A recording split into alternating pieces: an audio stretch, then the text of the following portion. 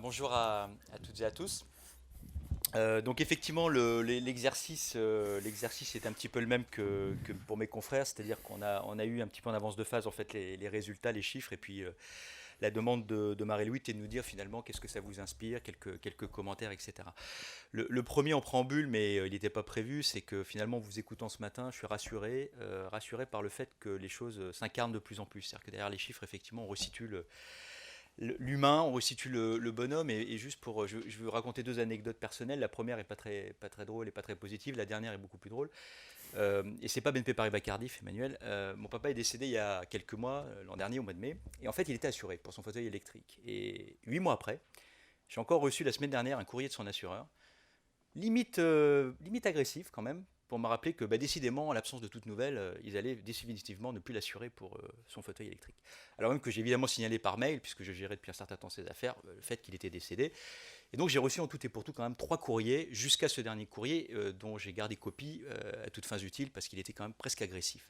Donc si on parle de réclamation derrière les chiffres, et si on se masque cette réalité de ce qu'est, sachant que je n'étais pas moi le client, hein, en l'occurrence de l'entreprise, si on se masque la réalité de la somme d'émotions et du contexte et de la contextualisation des choses, je pense qu'on passe un peu à côté du sujet. Alors, moi, je vais insister sur trois points qui m'ont paru particulièrement intéressants. Le premier, j'ai mis traiter, c'est déjà définir. Je pense que quand on parle du sujet de la réclamation, et on l'a bien vu, vous avez fait énormément d'efforts, notamment entre les deux périodes, hein, entre 2010 et 2018, pour vous donner en fait une définition. Et William le rappelait tout à l'heure, une définition elle est toujours contextuelle, elle est culturelle, c'est-à-dire qu'il n'y a pas de bonne définition dans l'absolu, il y a votre définition, ce que vous pensez vous à un moment donné dans l'histoire de votre entreprise comme étant finalement la définition qui apporte effectivement du sens. Alors vous êtes 70%, mais ça veut dire quand même que vous êtes presque un tiers à ne pas avoir en fait de définition. Et ça je pense que c'est un problème. Alors pour l'illustrer, je me suis mis un petit truc drôle, je vous laisse le dire. Bon, voilà. Déjà, le premier truc, si on veut éviter l'insatisfaction, quand même, c'est de savoir de quoi on parle et de se mettre d'accord, en fait, sur les termes. Et donc, définir, c'est pas un exercice académique, c'est effectivement quelque chose qui permet à un moment donné à un collectif dans une entreprise de dire, bah voilà, c'est ça le sujet, c'est ça dont on veut parler. Et on parle beaucoup, notamment avec les jeunes générations dans l'entreprise aujourd'hui, des problématiques de sens et de quête de sens. Bah, définir, c'est donner du sens. Alors, ça, c'est pour faire un peu de teasing, parce que la marque m'a aussi invité à faire jeudi matin un pépite café autour des irritants collaborateurs. Donc vous êtes les bienvenus. Je serai avec Delphine Fougère de La Poste qui a mis en place une démarche autour de ça. Mais vous voyez, elle apparaît ici en orange. Alors je ne sais pas pour le coup, William, là aussi, hein, si on est dans l'insatisfaction, la réclamation ou l'irritant. Je pense qu'il faudrait qu'on lance un débat au sein de la marque sur irritant, satisfaction versus réclamation. Où se situe la frontière, mais en tout cas, de se dire, voilà, alors on en pense qu'on veut, mais c'est la définition que les postiers se sont donnée de qu'est-ce que c'était finalement qu'un irritant, non pas client cette fois, mais collaborateur. Là, c'est la définition d'un bailleur social qui est sur Nantes, là aussi, même sujet, c'est les irritants, non pas clients, mais collaborateurs, et on en pense qu'on veut, mais on se donne une définition. Et à partir de là, on commence à se donner un cadre, et à partir de là, on va pouvoir commencer à travailler. Donc bravo aux 70% qui se sont donné une définition, et puis je ne peux qu'inviter les 30% qui ne l'ont pas encore fait à se doter très rapidement, en y travaillant bien sûr collectivement avec tout un tas de strates et de collaborateurs pour vous donner à vous-même votre définition de ce que c'est qu'une réclamation. Deuxième sujet qui me paraissait important aussi dans la petite spirale, j'ai mis se connecter aux clients pour recueillir les insatisfactions, les disséminer et se transformer. Les chercheurs aiment bien parler de dissémination. Une partie finalement du ROI, de la recherche, c'est de veiller à ce qu'en dehors des revues académiques, le monde des praticiens, des professionnels ait accès en fait aux connaissances. Et donc on nous invite à disséminer en fait les connaissances.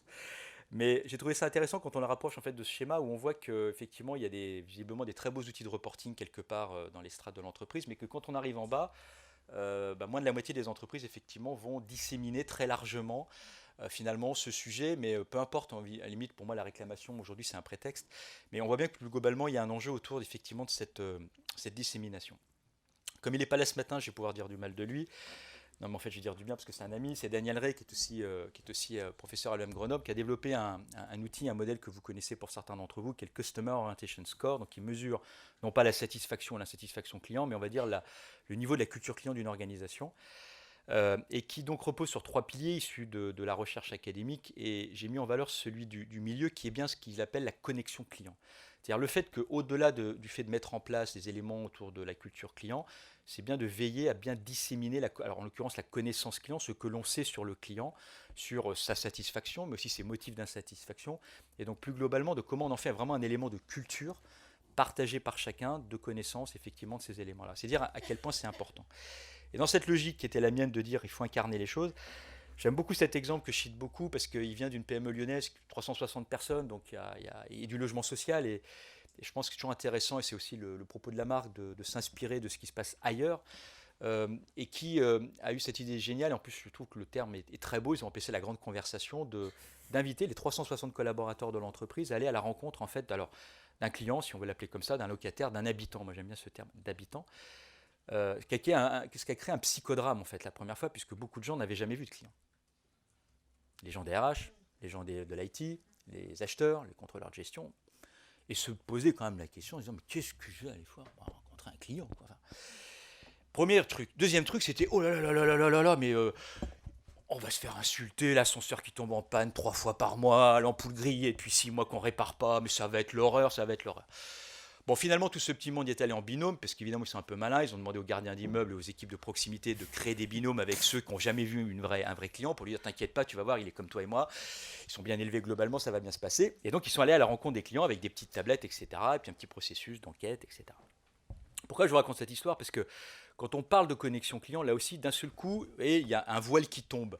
C'est-à-dire c'est plus des chiffres, un NPS ou je sais pas quoi. C'est un vrai gens qu'on rencontre dans son salon. Alors, Pauline, dans la salle, elle pourra en témoigner, chez Leroy Merlin, comme dans d'autres marques, c'est une coutume d'aller de temps en temps à la rencontre des clients dans leur salon pour parler de leur maison. Bah là, c'est un peu la même chose, et donc on parle des sujets qui fâchent et des sujets qui fâchent un peu moins. Évidemment, tout ce petit monde est revenu avec plein de motifs d'insatisfaction, donc évidemment, on prenait l'engagement face au client, dans son living room, de le traiter. Évidemment, quand on la main sur le cœur, on a regardé quelqu'un dans les yeux, on lui dit je prends, parce qu'on le posait tout à l'heure, je porte la responsabilité, je prends la responsabilité de gérer, de mener à bien, de conduire jusqu'à son ultime conclusion votre problème, c'est plus tout à fait la même chose dès lors que je suis contrôleur de gestion, acheteur ou informaticien et que effectivement jusqu'à présent je considérais que ce n'était pas forcément mon sujet. Donc beaucoup évidemment de bénéfices, tant et si bien qu'ils ont décidé de le faire tous les 2 ans parce que ça coûte un peu d'argent quand même, mais ça a cartonné, les gens sont rassurés, ils n'ont pas besoin de gilets jaunes, tout se passe bien et donc ils vont à la rencontre des clients. Donc l'incarnation et la connexion, ça me paraît essentiel. Troisième et dernier sujet, donc je vais même, je pense, gagner du temps pour monsieur le médiateur. J'ai mis donner du sens à la gestion des réclamations entre engagement et enjeux managériels. On a parlé des engagements, et finalement, on se rend bien compte qu'il y a un sujet qui a peut-être été un peu abordé en filigrane ce matin, mais peut-être pas suffisamment à mon sens, c'est la notion de promesse et d'engagement qu'on fait aux clients. Mais en miroir, celle qu'on fait aussi aux collaborateurs. Et je me souviens d'une rencontre avec le fondateur des hôtels B&B qui a passé la main maintenant, qui m'expliquait que vis-à-vis de ses jeunes collaborateurs, il avait un souci, c'était qu'ils étaient extrêmement rigoureux. Ils ne supportaient pas que l'entreprise prenne une promesse vis-à-vis du client et que l'entreprise ne crée pas les conditions pour qu'il puisse répondre à la promesse faite par l'entreprise. Mais de même qu'ils étaient extrêmement exigeants en tant que collaborateurs vis-à-vis de la promesse employeur qu'on leur faisait. Et que donc cette notion de respect de la parole donnée, parce que finalement promesse c'est un mot marketing, on s'en fout un peu, à la base il y a une personne qui prend finalement un engagement vis-à-vis d'une personne, et le fait de ne pas respecter la parole donnée, effectivement, ça pose problème. Donc derrière, il y a un enjeu managérial très fort. Pourquoi? Alors, à chaque fois, je fais l'effort de faire le lien avec l'enquête. Les engagements, voilà, engagement de délai de réponse. Alors, oui, bon, mais il y a encore beaucoup de gens qui ne prennent pas d'engagement. C'est pas bien. Et puis, 57% des entreprises interrogées communiquent des engagements. Bon. Alors derrière ça, moi je voulais mettre en avant deux bonnes pratiques. Alors une, il va rougir de plaisir ou de honte, je ne sais pas, c'est Stéphane, mais moi j'ai beaucoup aimé, il l'a redit tout à l'heure, mais je ne sais pas si vous l'avez capté comme moi, mais à quel point c'était important de faire confiance à ses équipes et donc de déléguer en disant je n'ai pas de politique de gestion des compensations, je fais confiance à mon équipe. Et c'est chaque personne qui sait, face à une situation, à contexte donné, le geste ou le bon niveau de geste qu'elle va devoir effectivement pouvoir attribuer au client en termes de compensation. Et on sent bien derrière que le sujet, ce n'est pas la compensation, que très souvent, et William le rappelait, c'est l'écoute. C'est donc la première marque de considération, l'écoute. Hein, c'est le fait d'accueillir, de recevoir en fait la réclamation qui va être effectivement beaucoup plus important pour le client. Pour autant, effectivement, dans certains cas, la compensation se justifie bien évidemment. Donc, on voit bien tout de suite, vous voyez, ce lien avec l'enjeu managérial. Et quand on parle, et on n'a jamais autant parlé de délégation, d'empowerment, de responsabilisation et de blablabli et de blablabla, ben vous avez là, en l'occurrence, un magnifique sujet pour faire confiance aux équipes et pour être effectivement dans ce niveau de délégation. Le deuxième, pour ceux qui me connaissent un peu, c'est un vieux sujet, voilà, vieux sujet, le contrat 15 minutes chez Bis, mais pour autant, je l'ai ressorti comme des vieux fantômes, là, j'ai ressorti en fait du placard parce que je trouve qu'on n'a jamais réussi un si beau truc, c'est-à-dire d'inventer il y a 25 ans, dans ce métier de l'hôtellerie qui est difficile, cet engagement qui consiste à dire aux hôteliers, au type qui est à l'accueil, la nette qui est à l'accueil, qui peut-être est encore en alternance dans le cadre d'une formation en école hôtelière, ben lui dire voilà, t'as un problème, t'as un quart d'heure pour le résoudre, si tu n'y arrives pas, t'invites le client. J'invite le client. La nuitée, le petit déjeuner ou le repas est offert. Pas besoin d'appeler à l'époque Gilles Pélisson ou Monsieur Dubrouille pour dire excusez-moi, avec évidemment les 12 strates entre les deux. Est-ce qu'éventuellement, dans l'éventualité où, sous réserve de 90 jours, je pourrais éventuellement rembourser un dixième du. Non, non, je peux vous inviter. Et alors, vous imaginez, quand on parle de empowerment, d'un seul coup, l'impact que ça peut avoir, mais surtout, comme ça désengorge. Mais alors, ça désengorge les services clients, c'est fabuleux. Et puis, évidemment, l'effet wow, il est là. Alors, évidemment, tout ça, ça nécessite d'être accompagné. Mais cette notion d'engagement et cette capacité qu'ont les équipes à un moment donné à avoir, comme on le dit en éthique du Caire, merci Christophe d'avoir appelé notre ouvrage qui sort dans 3 semaines, cet enjeu de dire finalement comment je restitue à la personne ici au collaborateur sa puissance d'agir, sa capacité à faire. Un des premiers motifs d'insatisfaction des collaborateurs dans les équipes, c'est je n'ai pas les bons outils pour faire mon job. Et donc vous créez les conditions de l'insatisfaction parce que je n'ai pas le bon outil pour faire. Eh bien il y a des dispositifs qui existent et ça permet de reboucler la boucle avec l'engagement. J'avais dit que je terminerais par une autre histoire personnelle, mais cette fois très positive. J'ai une petite fille de 6 mois et demi, et donc, comme tous les heureux parents, je suis confronté à un problème du quotidien qui est la gestion des couches. Oui. Et en fait, il y a des tas d'entreprises maintenant qui ont inventé des modèles économiques, et notamment June, qui est une société française, qui vous abonne en fait. Et donc, vous avez un abonnement, vous payez tous les mois, vous recevez donc tous les mois les couches qui correspondent bien sûr, ils ont l'âge de l'enfant. Hein. Et donc, ça évolue, c'est formidable en fait. Mais sauf qu'il y a eu un problème, une livraison qui n'est pas arrivée. Et là, d'un seul coup, il n'y a plus de couches.